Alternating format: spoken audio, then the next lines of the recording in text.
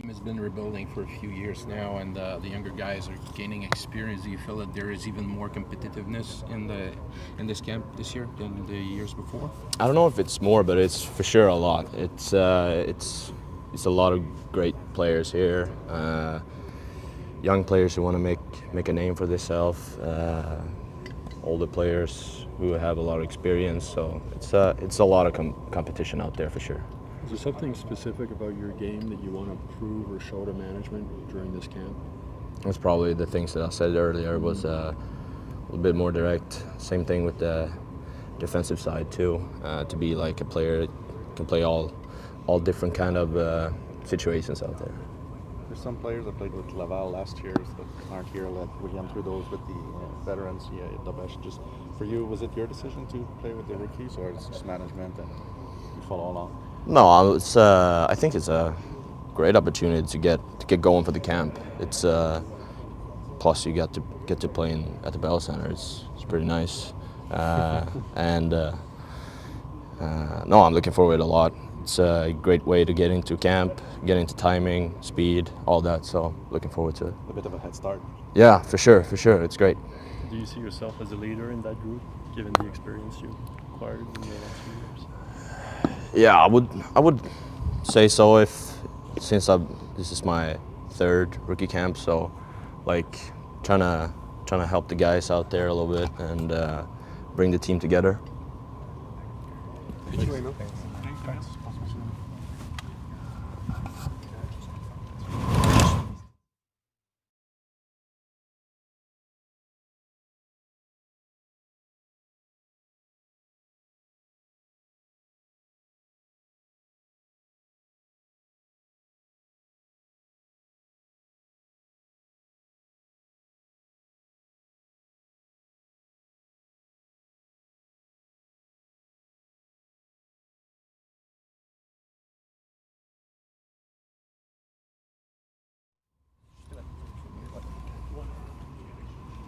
Hi.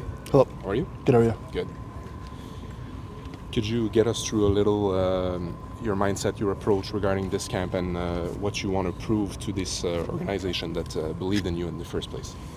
Yeah, I think just play my game, focus on what I can control, and it's my effort, attitude, and how hard I'm going to work. So I think it's shift by shift, and just kind of believe and have confidence in the player that I am. You got a small taste of pro life last year at the end of the season. Just how did that change maybe your approach for the summer? Where did you pick up on anything that you figured, okay, this is what I need to focus on? Or Yeah, I think just getting bigger and stronger and faster. That's the goal every summer. And so, yeah, I got a good taste of it for 2 games and just saw that, guys are fast. I think, college is pretty fast as well. Guys are a little bit stronger and they think a lot faster. So the puck moves faster and guys' feet move a lot faster. So just, again, bigger, stronger, faster. Would you say that the pro game is a little bit closer than your game? Yeah, I think, again, guys are big and I'm a big player. So anytime I can use my size and speed and I think I have a good shot, I think I'm successful. So again, micro-focusing and hyper-focusing on kind of my skill set and focusing on that power forward game, down low, below the goal line, taking pucks harder than that, and getting stronger in the weight room. Your taste of DHL last year, probably showed you how this league is physical. Is this a big transition moving from NCAA to the physicality of DHL? Yeah, I think so. I think college is a physical game as well. It's a little bit different in the American League, I think. I only played 2 games, so we'll see. But again, I like to hit and I like to be physical, and I think I'm, mean and nasty, and that's what I'm trying to bring to the next level. What's your definition of a power forward? It seems like, people might have differing definitions of it, but what's your own? Yeah, I think a guy who's reliable on both sides of the puck, again, plays really physical and has a heavy shot and takes pucks to the net and is, willing to take hits and make plays. And again, elite below the goal line and someone who can move up and down the depth chart, whether you need to be an energy guy on the 3rd, 4th line or put the puck in the back of the net in the second or first line. This is your first camp. How difficult was it the last 4 years because of the NCAA thing, not being able to be here?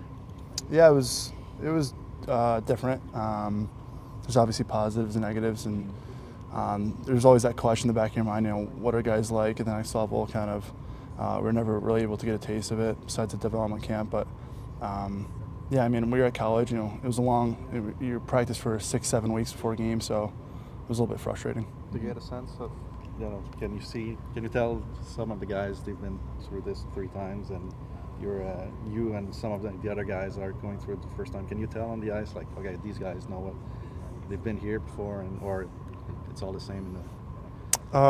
Yeah, I guess so. I mean, I guess you kind of pick their brain, ask them questions how it is, and it's different now. I mean, we're at the Bell Center for 2 games. We're not going to Buffalo for 3-4 games, so guys are really excited, and I think it's a fresh start for everybody. I take it, you know, you said first camp, I take it you have no regrets taking the NCAA route. How did that maybe help you as opposed to maybe playing junior or taking another route? Yeah, I'm not too sure because I didn't play junior, but obviously I know college is a great route for, you know, a lot of players. It's not for everybody, but I think, you know, finishing my degree and playing 4 years underneath a couple of good coaches, and it was tough. First year was COVID, and second year I got injured, and then my third and fourth year are pretty complete years. So I think it developed on and off the ice, and you know, a good player. When you see guys like Struble and Harris who took that route also and have made this team, does that maybe give you more confidence as far as coming into the camp? Yeah. I played against them in college, so they're obviously really good players, and they worked their butts off to get where they are now. So if I can get to where they are, that'd be awesome. The fact that there is a new coach with the Rocket, does it change anything for you? I don't think so, no. I think I'm just taking that same mentality, and again, had a good off season, so I'm just really excited to get started. The NCAA schedule, I don't think you ever played more than 40 games when you were there. How do you prepare for what could be 82 games or 70-odd games or whatever it's going to be this season? I think mentally it's going to be a change. I think college, you play Friday, Saturday, and then you don't have a game until next Friday. So again, if you lose both those games Friday and Saturday, it feels like the end of the world. It really does. And you might play 75, 80 games this year. So you lose, and you know, you're going to have to soak it in for a couple hours and just move on to the next. So again, I think nutrition's a big part of that too, and getting your body right, doing everything you can so you can prepare on the ice and perform on the ice. So again, I think mentally you just kind of have to roll the punches and kind of move on and get yourself prepared for the next game. Is that the biggest challenge that you're going to face this year, that kind of everyday challenge at the pro level in the AHL? I mean, traveling, but pressure and expectation every day. Yeah, I'm sure there is going to be pressure and expectation, but again, I think I'm just going to put myself in the best opportunity that I can, and again, focus on what I can control and come to the rink with a good attitude and having a blast. You know, again, you know, we're doing this for a job, but we grew up playing this game that we love, and it's a great game, I will say. Did you have a favorite player, NHL player as a kid, or someone you sort of looked at to try and model yourself after? My favorite player growing up was Tuch, and I feel like I just love the way just his hands were unbelievable. I just love watching him play, and as I got older, I liked watching Jamie Benn play. And then when Matthew Tkachuk came in the league, I liked the way he played. So those 2 players. Do you see a bit of yourself in those 2 guys and the style they play? Yeah, I think so. Just kind of that nastiness, and Jamie Benn's a bigger guy and physical with a heavy shot. Not a fan of Alex Tuch. No, he's a righty. He's a righty. Yeah. Obviously, watch a lot of him. So yeah. Does he make sure in the summer that you step up? Yeah, I know. I was here for a couple months in the summer, but then in August I was back training with him. So I was kind of like, you know, I'm a little bit bigger now. You know, we were testing each other, but yeah, we were battling in August, so it was good. All right. Thanks for your time. Thank you.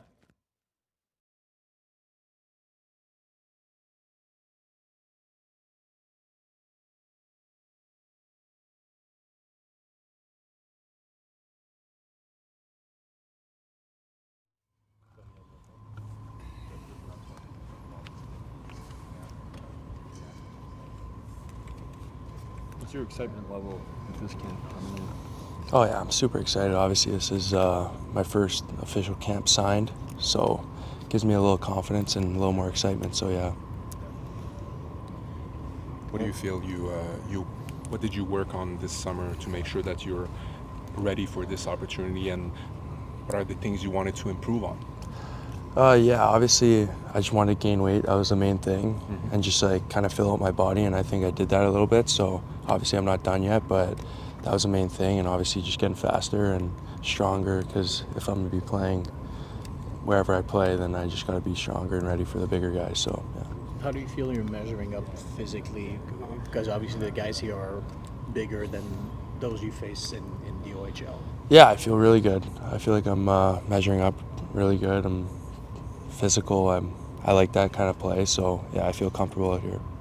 You had a taste of the UHL last year, last spring. How did you feel that it went, and how do you feel that you can adapt to it, and how quickly?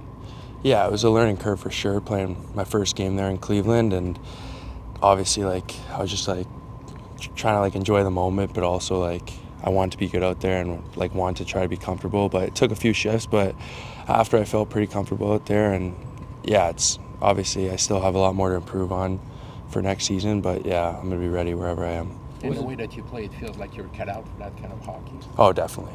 Yeah.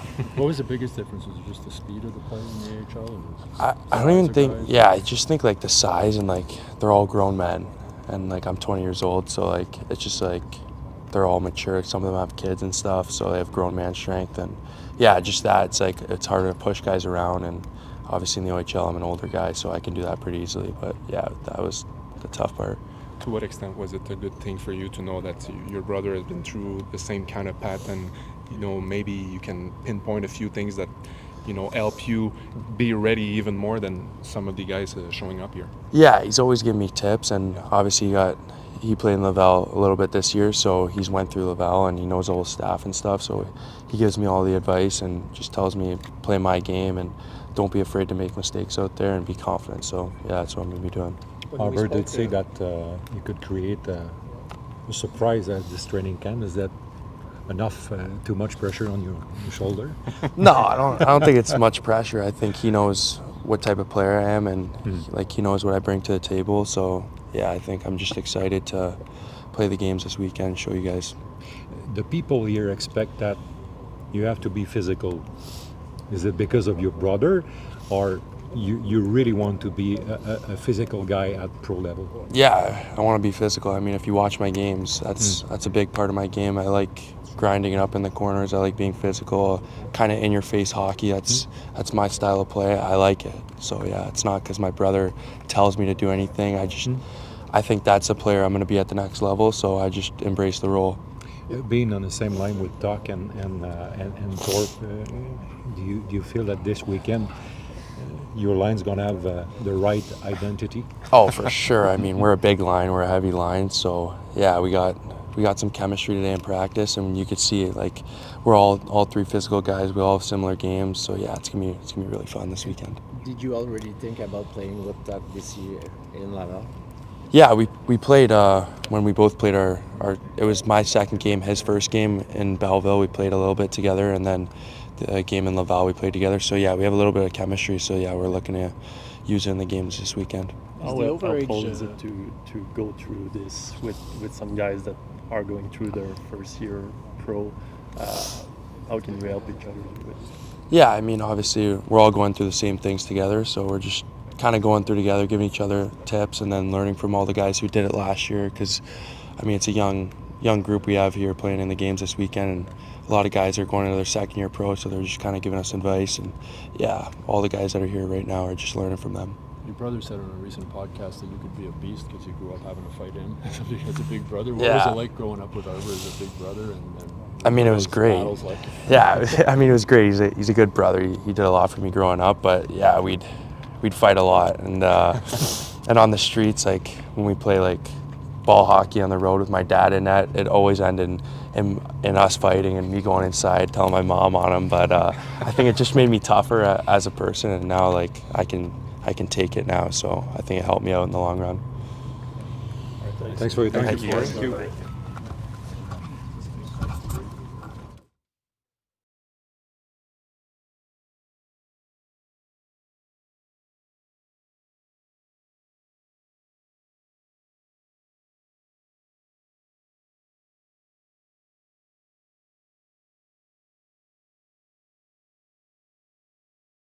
De l'expérience d'avoir été invité ici, qu'est-ce que tu essaies d'aller chercher de l'expérience?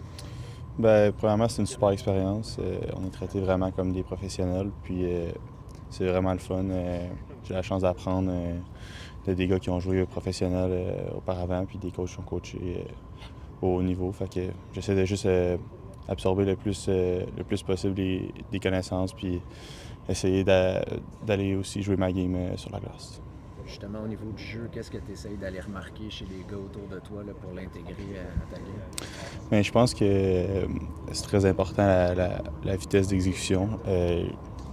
Les gars, ils sont capables de penser un jeu à l'avance, un ou deux jeux à l'avance. Puis aussi, généralement, les gars sont plus matures que dans le junior. Fait que juste utiliser son corps à bon escient, puis bien exécuter. Ouais. Tu t'en vas à McGill, je pense, l'année prochaine. Comment t'entrevois cette chance-là? Ouais, pour moi, c'est une chance. McGill, c'est un bon plan B. Puis on verra ce qui va se passer d'ici à la fin du camp.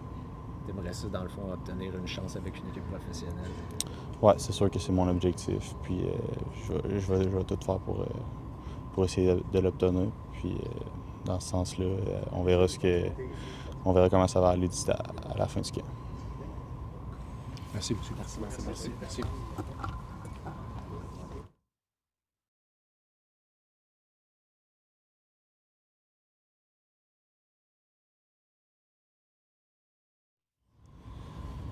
How do you rate the experience so far and getting ready for this other training camp for you, knowing what you've been through last season and you want to keep growing? Yeah, it's been good. I think right now just taking a day at a time and try to get our legs under us a little bit. 2 good skates the last couple days, and I think everyone's really excited to play at the Bell Center this weekend. So yeah, just keep going day by day and try to do the best that I can. Looking back at it now, what are the main things you hold from turning pro and getting through this new process for you in your career? Yeah, I think definitely learned a lot last year, and it was good for me to have a summer kind of geared towards getting better as a hockey player and being able to come up here and train a little bit more. So yeah, just ready to get going, and I think it definitely helps knowing what to expect from camp, just with the drills and with how you got to be prepared and be ready to go every day. So I'm excited to get that going. Coming from college to the AHL, I mean, there is a learning curve and a period of adaptation. When would you say that you finally got comfortable on the ice specifically? Yeah, I think it took me probably about a month before I started to really feel good about where my game was at.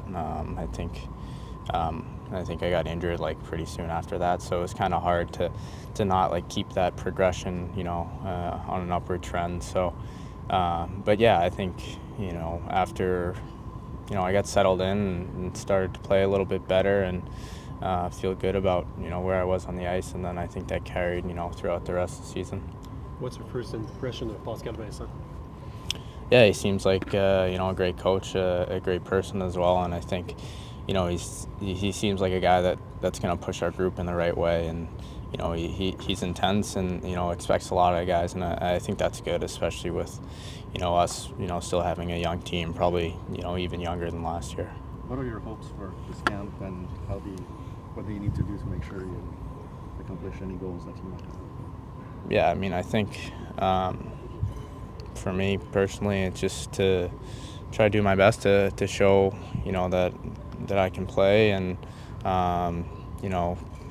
bring it every single day and try to make plays and play my game offensively. And I think as a younger guy, do my best to push for a roster spot and feel good about what I did at camp, and wherever I end up or playing is okay with me as long as I kind of give my all here. What kind of advice can you give to the younger players that are going to go through their first pro season in Laval this year? I think you gotta kind of stay on top of some little things that you don't really have to think about in junior and college, like nutrition and recovery, and just it's a lot of games, and all the games are really physical. So you got to do those things to be able to stay healthy and be able to perform out there. You feel that the core, it seems that there's many of you guys that are in that second year this year. Do you feel that this group can take the lead in Laval and maybe can be basically like leaders for the second wave that's coming in this year? Yeah, I think so. I think it definitely helps that, we had so many guys go through it last year. And, I think as the year progressed, we all started to play a lot better. So I think, starting out this season, with that kind of momentum that we had going through the middle of the year last year. And I think, giving some advice to young guys that maybe, we didn't get as, very early pros would be helpful in just helping the team come together a little bit quicker. What kind of impact do you think big guys like Tuch and Xkekaj can have when they join you in Laval? Yeah, I think it's definitely important to have those guys and to have some lines that can hit. I think you see it with all the good teams in the league. They definitely have a lot of skill in their top six, and then throughout their lineup they have guys who can hit and fight, and I think that's a really important component of good teams in the AHL. I don't know how. Speaking of that, I don't know how often you play against them.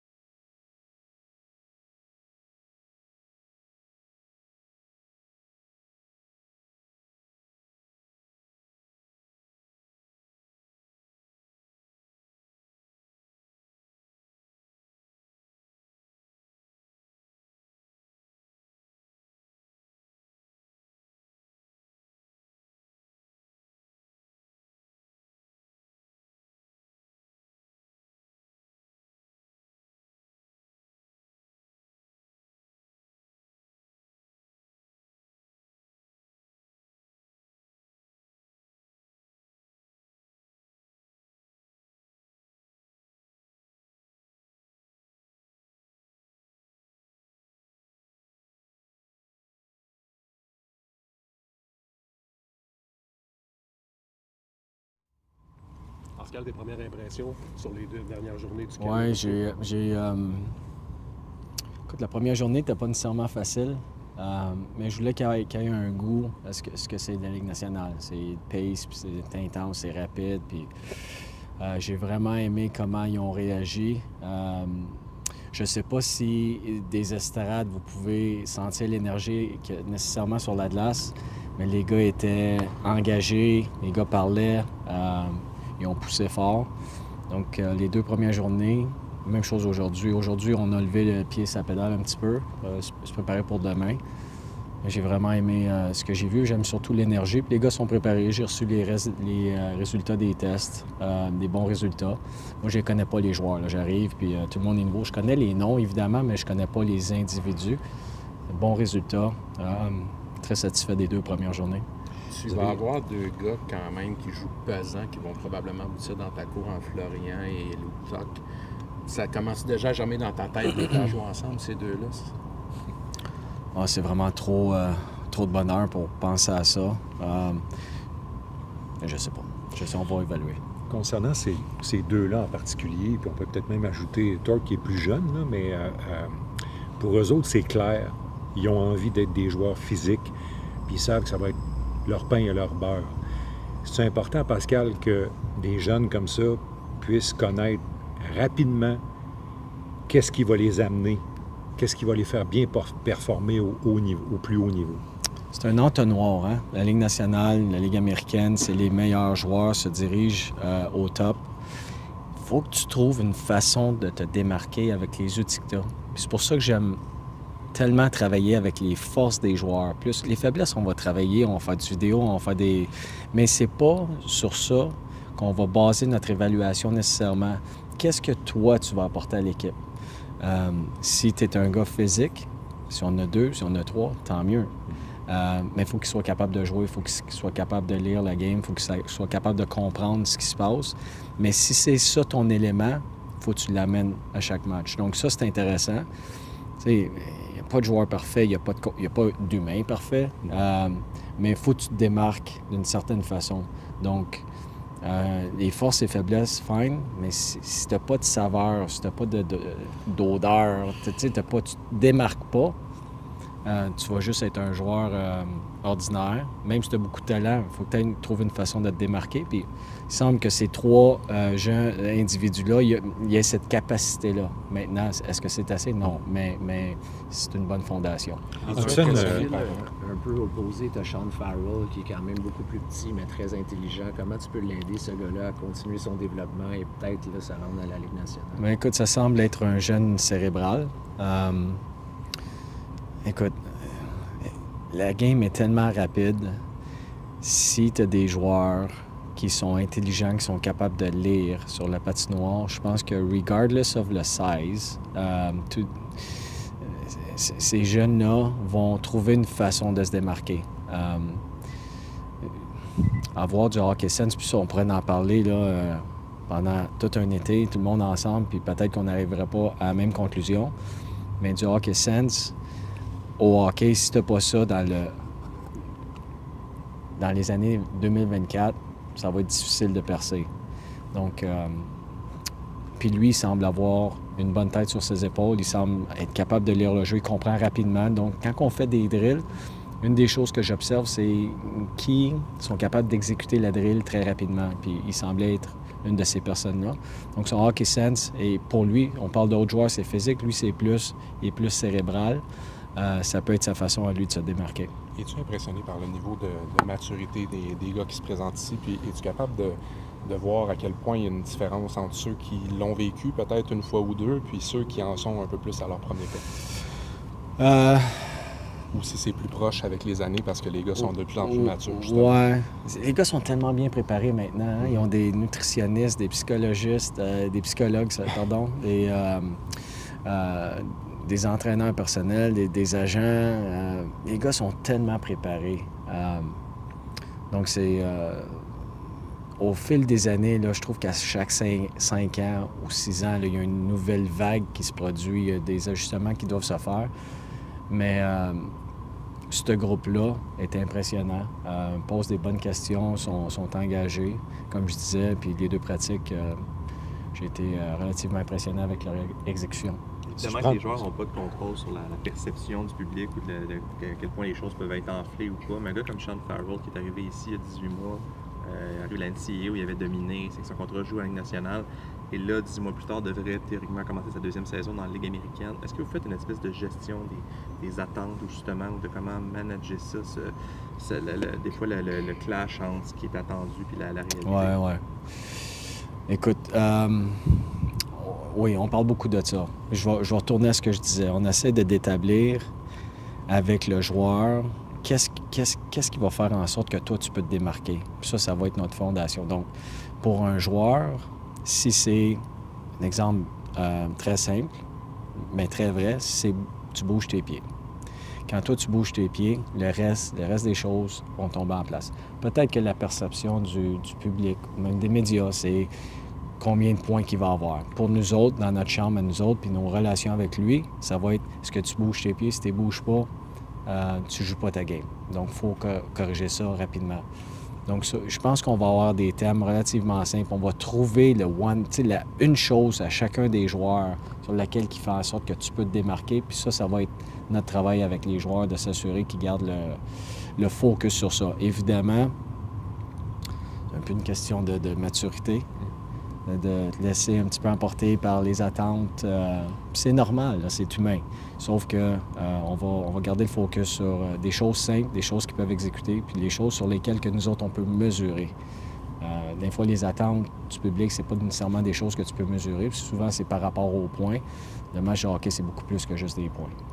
When you were talking earlier about Sean being a cerebral player, and I think I've often heard the American League described as maybe less of a cerebral league or less structured play or what have you, the difference between the AHL and the NHL. Yeah. So can players like that who lean on their hockey sense and the cerebral nature of their game, can they thrive in the AHL or are they better suited to the NHL game? That's a good question because some players, I've seen some players that are better suited for the NHL because of that. And some guys that you think they're so good in the American League, you think they're going to make that step, no problem. And they just can't figure it out somehow. One way or the other, the guy has to perform in the AHL.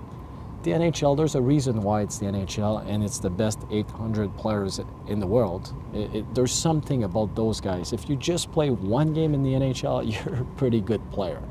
Now, when you establish yourself, but to get there, you have to find a way, like I talked earlier in French, to separate yourself. What's your flavor? What do you bring to the team? So those guys, they find ways to be seen first, to be evaluated, and to be given a chance. So that's going to be up to them. But usually those guys, they always find a way. But if your flavor is your hockey sense or the cerebral nature of your game, do you almost have to find a different flavor in the AHL? I don't think so. I think your details, your ability to read plays offensively, positioning, execution, finding open space, that's going to be your voice. That's going to be your brand. So I think it can be done in so many ways, but those guys usually, they think that they're thinkers, and sometimes we have to make them think a little bit less. No, of course, the American League is not the NHL, but we can be structured. We can have a game that is fast and intense, and those guys usually find a way to fit and to be seen. I know it's only a couple of practices, but with Philippe Massard, what have you noticed about him or that you like about him? It's hard for me right now to talk about one or two players because I'm ice level and I'm trying to figure out the players. So I'm going to be watching the two practices today. That's going to be part of my job. We film those practices, so I'm going to be evaluating those practices like I do after every game. So maybe in a week or two I'll have some answers for you. But I was impressed with all the players. One player I think you might have focused on a little bit more during the power play drills was Lane Hudson on the point. Just as a coach, what excites you when you see a guy like that in that specific position on the power play? So we know that. Like, I don't know the young man, but I know his profile as a player, and he's going to bring that. So wasn't surprised, right? We know he's going to, do some magic at the blue line, and he can do that. What was interesting to me was his involvement yesterday in those hard one-on-one drills. That's when I really watched, and he did pretty well. So that was interesting.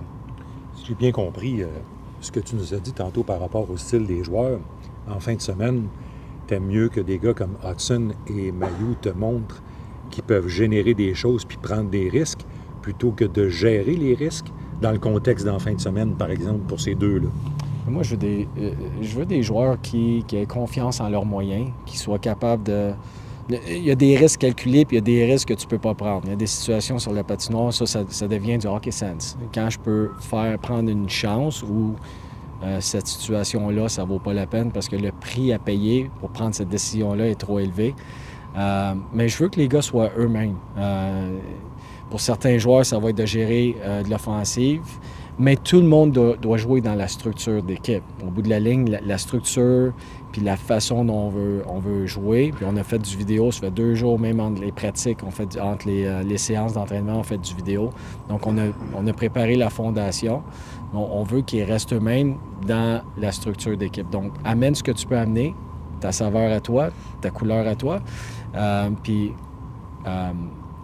mais à l'intérieur des structures de la fondation d'équipe. Et sois pas trop ordinaire, comme tu as dit tantôt. Non, bien, si tu fais juste jouer, puis personne... Au bout de la ligne, là, quand tu es sur la glace, surtout dans les camps d'entraînement, il faut qu'on soit capable de parler de toi. Si personne parle de toi, c'est parce que, peut-être que tu n'as pas fait d'erreur, mais tu t'es pas démarqué. Il faut que tu te démarques. C'est la nature de la business. Au niveau où on est rendu, il faut que tu te démarques. Mais ça, comment tu vas le faire? C'est peut-être un back-check, c'est peut-être bloquer des tirs, c'est peut-être gagner des mises en jeu, c'est peut-être un gros arrêt, c'est peut-être ton gap défensivement. Il y a une façon de le faire, mais comment tu vas le faire? Le groupe va être encore très jeune cette année à Laval. Comment est-ce que tu gères ça, l'adaptation à la première saison professionnelle? Puis est-ce que le fait qu'il y en a quand même plusieurs qui ont vécu ça l'année dernière, c'est encore frais, est-ce que ça peut aider justement les jeunes qui ont vécu cette année? Bien, on va faire beaucoup de rencontres 1 à 1, beaucoup de rencontres individuelles. On va établir nos paramètres en début de saison, puis on va voir comment ils vont s'ajuster. Je trouve que, au niveau professionnel, surtout dans la Ligue américaine, tu leur expliques le plan, un petit peu tes attentes, puis à partir de là, tu les laisses aller voir comment ils s'ajustent. Puis s'il y en a qu'il faut que tu ramènes, bien tu les ramènes, mais ça va être... on va mettre ça clair, les principes, les règlements, toutes ces choses-là, le code de conduite, ça va être très clair. Puis à partir de là, quand tu arrives à un moment donné, puis dans la Ligue nationale, c'est très vrai, et aussi dans la Ligue américaine, quand tu arrives à un moment donné où la chambre est capable de gérer la chambre, tes joueurs plus vieux. Puis un joueur plus vieux, c'est pas nécessairement un vétéran de 5-6 ans. Ça peut être un gars de sa deuxième année. Quand eux autres prennent charge de la chambre, puis le coach, ou les coachent la game, là, tu es dans une belle position. Ça veut dire que ton leadership, ton groupe de leaders fait un job extraordinaire.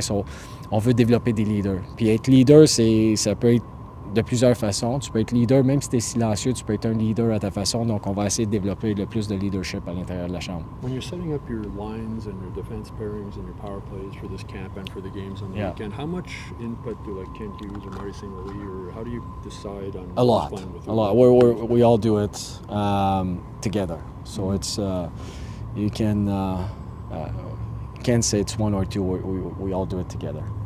Par rapport à ça, justement, il y a des joueurs de deuxième année qui sont avec le groupe. Il y en a qui sont de l'autre bord, qui sont déjà avec les vétérans. Quand je pense comme là, il y a Heinement qui est ici, Farrell qui est ici, qui ont joué l'année passée. Entre autres, tu as des Trudeau, des Roy qui étaient à leur première année, qui ne sont pas là. Okay. Juste, est-ce qu'il y a un message? Est-ce que c'est des volontaires? Est-ce que c'est parce qu'on doit comprendre que les autres sont un peu plus haut dans l'échelle? Je pense qu'il n'y a rien à lire dans tout ça. J'ai vu des joueurs dans le passé. Je vais te donner un exemple très récent, mais il y en a eu d'autres. Fantilli pour Columbus l'an passé, il a fait le camp des recrues, le camp de développement, puis la première affaire que tu sais, c'est qu'il fait l'équipe et sur le starting line-up. Un peu plus loin, on avait Nick Ehlers avec les Winnipeg Jets, même chose. Donc je pense que où tu es assis, dans quelle chambre tu es assis en ce moment, je pense pas, à moins que tu t'appelles Nick Suzuki, là, je pense que tu as une bonne idée où tu vas être assis durant la saison, là, mais pas de ça, là, les autres, là, tous les autres qui sont pas nécessairement établis, là, je pense que c'est up for grab. T'as une question? Merci Pascal. Merci boys. Merci girls.